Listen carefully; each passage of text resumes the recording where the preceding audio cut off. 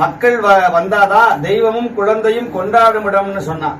அதனால நீங்க கொண்டாடினாதான் அவர் உங்களை கொண்டாடுவார்.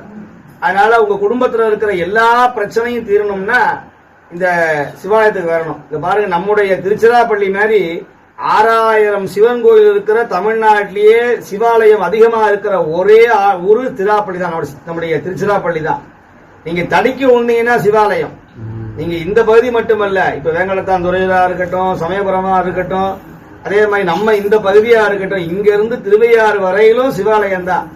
அது போல எல்லா கிராமங்கள்லயும் சிவாலயம் உண்டு, எல்லா கிராமங்கள்லயும் சிவாலயம் இருக்கு. அது நம்முடைய மேல வாராடியா இருக்கட்டும், கீழே வாராடியா இருக்கட்டும், தாளக்குடியா இருக்கட்டும், அந்த பக்கம் திருப்பங்கிரி வழியா திருவாசியா இருக்கட்டும், சிவாலயங்கள் நிறைய இருக்கிற தலம் நம்முடைய திருச்சிராப்பள்ளி. அதனால எல்லாரும் சிவாலயத்துக்கு வருமாறு வேண்டிக் கொள்கிறோம். அப்படியே நடுப்பு கொஞ்சம் பார்வை